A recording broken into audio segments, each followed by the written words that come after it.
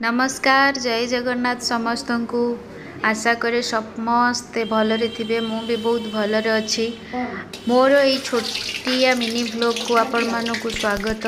आपण माने मो चैनल को जदि आसी नाहंती ताहले आसंतु देखंतु मो चैनल को सब्सक्राइब करंतु। मोर किछि भी भूल अच्छी मते क्षमा करंतु, कमेंट करंतु आउ मते आगो को जीवा पई साहस दियंतु।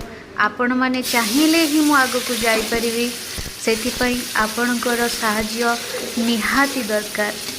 आज मु बनेची मटर तरकारी घरे।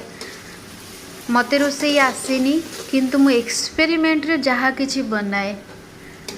आज मते मटर तरकारी करबा को इच्छा हला तो मु आज मटर तरकारी बनाउची। प्रथमे तेल गरम करी सेते टिके चीनी पकेइली। चीनी टिके लाल होला परे टिके जीरा पकेइली। जीरा परे टिके प्याज पकेइली। प्याज भल से जारी होला परे सेथिरे टमाटो लूण हळदी देई भल से गोळे देली। आउ सेथिरे टिके तेजपत्र भी पकेइची। भल से मसला कसी होला परे मु साधा बनेची, किछि मसला देइनी, अदा रसुण पेस्ट देनी कि कौन सी किणा मसला भी देनी।